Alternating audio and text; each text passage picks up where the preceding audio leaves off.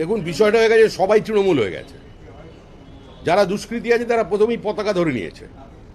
জানে একবার যদি তৃণমূলের পতাকা ধরে নিতে পারি তাহলে অন্য কেউ কেশাগ্র স্পর্শ করতে পারবে না। তৃণমূলের আশীর্বাদ থাকলে সব সম্ভব। তাই যার যেখানে প্রয়োজন সে সেখানে তৃণমূলের পতাকা ধরে নিচ্ছে, আর তৃণমূলের পতাকা ধরলে প্রশাসন কোনো ব্যবস্থা নেবে না, এটাই স্বাভাবিক। শাসক দল যদি মনে করে পশ্চিমবঙ্গে আতঙ্কের পরিবেশ তৈরি করবে, শাসক দল যদি মনে করে যে সাংবিধানিক প্রক্রিয়াটা পশ্চিমবঙ্গে বন্ধ করে দেবে, তাহলে তার জন্য সংবিধান আছে। সংবিধান সর্বশক্তিমান। সংবিধানের তখন যে ভাষা আছে সেই ভাষায় সংবিধান কথা বলবে। প্রতিরোধেরই রাজনীতি করি। 2021 সালের 2রা মের পর 27 দিনে 56 জন কর্মী খুন হয়ে গেছে।